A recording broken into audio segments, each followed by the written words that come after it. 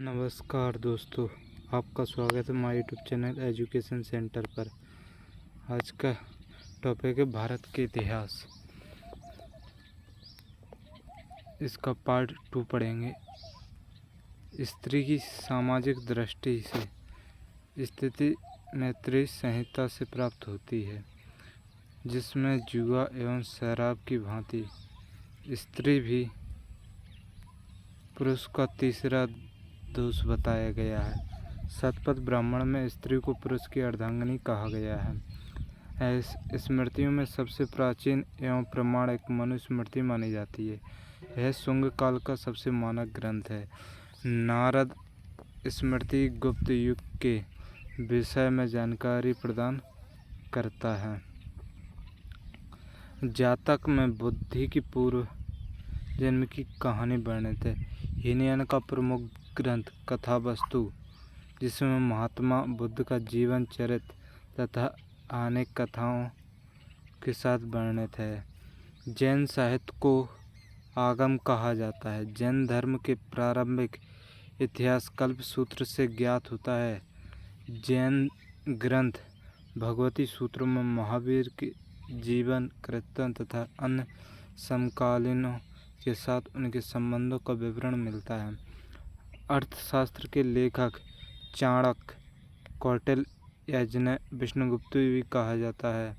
यह 15 अध्यायों एवं 180 प्रकरणों में विभाजित है। इससे मौर्यकालीन इतिहास की जानकारी प्राप्त होती है। मौर्यकालीन इतिहास जैसे चंद्रगुप्त मौर्य, अशोक मौर्य जैसे महान शासक हुए मौर्यकालीन में। अगला, संस्कृत साहित्य में ऐतिहासिक घटना को कल्हण द्वारा सबसे प्रथम प्रयत्न कल्याण के द्वारा किया गया। कल्हण द्वारा रचित पुस्तक राजतरंगिणी है, जिसका संबंध कश्मीर के इतिहास से है। अरबों की सिंध विजय का वृत्तांत चचनामा लेखक अली अहमद में सुरक्षित है। अष्टाध्यायी संस्कृत भाषा व्याकरण की प्रथम पुस्तक। अष्टाध्यायी जो पुस्तक है वो संस्कृत भाषा व्याकरण की प्रथम पुस्तक के लेखक पाणिनि हैं। इससे मौर्य के सबसे पहले इतिहास तथा श्री पाणिनि राजतंत्र आदि की जानकारी प्राप्त होती है। कालिदास की रचना साहित्य एक जीवन स्रोत है, फिर भी इसमें भारत पर होने वाले यवन आक्रमण का उल्लेख मिलता है। पतंजलि पुष्यमित्र शुंग के पुरोहित थे। इसके महाभाष्य से शुंगों के इतिहास का पता चलता है। अगला, विदेशी यात्रियों से मिलने वाली महत्वपूर्ण जानकारी, जैसे कि फर्स्ट यूनानी रोमन लेखक टॉलमी यह एक मिस्र का नागरिक था। भारत के संबंध में इसका विवरण अविश्वसनीय कहानियों से परिपूर्ण होने के कारण अविश्वसनीय है। नंबर दूसरा, हेरोडोटस, इसे इतिहास का पिता कहा जाता है। उसने अपनी पुस्तक हिस्टोरिका में 5वीं शताब्दी ईसा पूर्व के भारत फारस, उस समय ईरान को, आज के ईरान को फारस कहा जाता था, के संबंध में वर्णित किया गया है। नंबर तीसरा, निरयाकस, ओनिशिकर्तस और अरियन सिकंदर के साथ आए।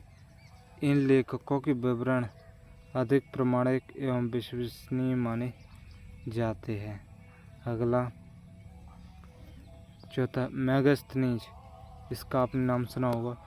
यह सेल्यूकस निकेटस का राजदूत था, जो चंद्रगुप्त मौर्य के राज दरबार में आया था। इसकी पुस्तक इंडिका में मौर्य युगीन समाज एवं संस्कृति की चर्चा की है।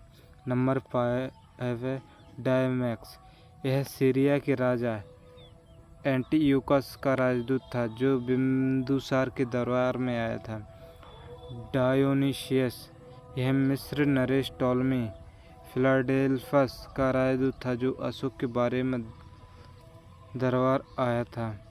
अगला टॉलमी, इसने दूसरी शताब्दी में भारत का भूगोल नामक पुस्तक लिखी। अगला प्लिनी, इसने प्रथम शताब्दी में नेचुरल हिस्ट्री नामक पुस्तक लिखी।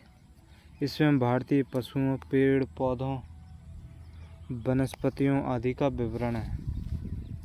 पीपल्स ऑफ द एरियन सी, इस पुस्तक के लेखक के बारे में जानकारी नहीं है। यह लेखक करीब 80 ईस्वी में हिंद महासागर की यात्रा पर आया था। इसने उस समय के भारत के वस्त्रभूषण तथा व्यापारिक वस्तुओं के बारे में जानकारी दी है। अगला चीनी लेखक, पहला है फायान,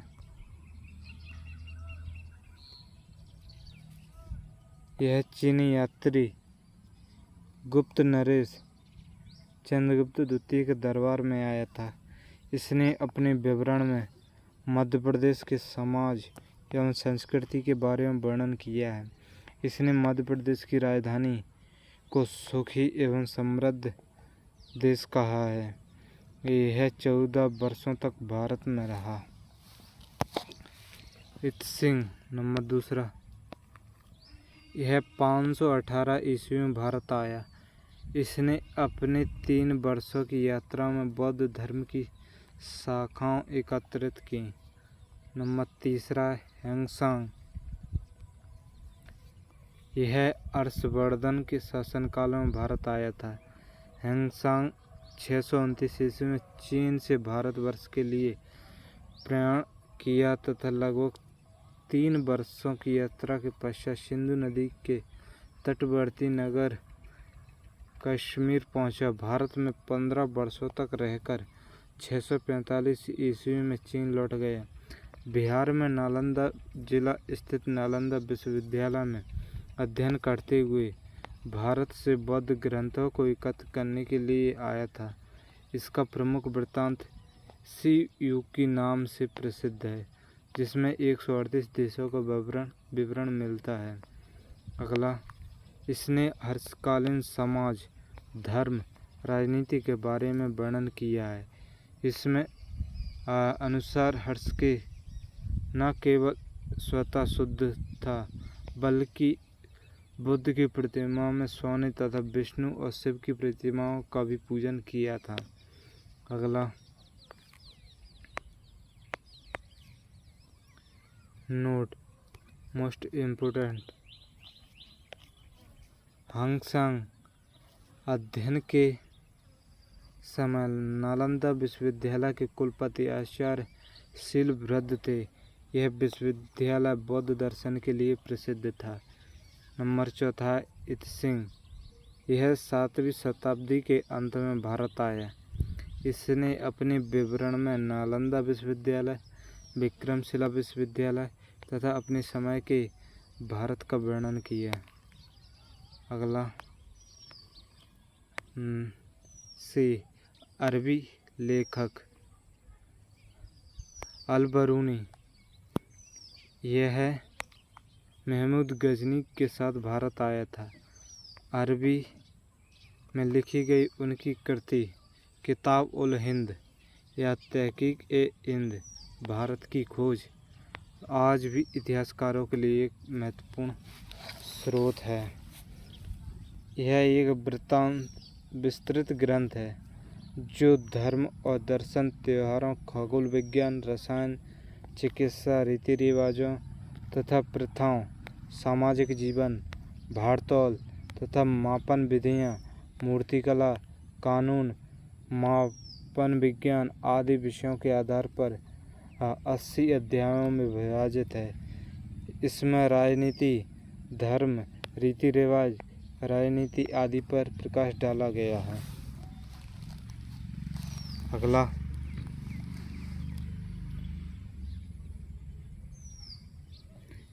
इब्न बतूता, दूसरा इसमें इब्न बतूता, इसके द्वारा अरबी भाषा में लिखा गया यह यात्रा वृत्तांत, जिसे रेहला कहा जाता है, 14वीं शताब्दी में भारतीय उपमहाद्वीप के सामाजिक तथा सांस्कृतिक जीवन का विषय बनकर ही प्रसिद्ध रहा। सबसे रोचक जानकारियाँ देता है। 1333 ईस्वी में दिल्ली पहुँचने पर इसकी विद्वता से प्रभावित होकर मोहम्मद बिन तुगलक ने उसे दिल्ली का काजी या न्यायाधीश नियुक्त किया। अगला डी। अन्य लेखक। तारानाथ, यह एक तिब्बती लेखक था। इसने कंपूर तथा तंजूर नामक ग्रंथ की रचना की। इससे भारतीय इतिहास के बारे में जानकारियाँ मिलती हैं। नंबर दूसरा है मार्को पोलो। यह 13वीं शताब्दी के अंत में पांड्या देश की यात्रा पर आया था। इसका विवरण पांड्य इतिहास के अध्ययन के लिए उपयोगी है। अगला पुरातत्व संबंधी साक्ष्य से मिलने वाली जानकारी। 1400 ईसा पूर्व के अभिलेख बोगाज कोई यानी एशिया माइनर से वैदिक देवता मित्र, वरुण, इंद्र और नक्षत्र अश्विनी कुमार के नाम मिलते हैं। अगर तुम चाहते। अगला, आज की क्लास यहीं पर ख़त्म होती है।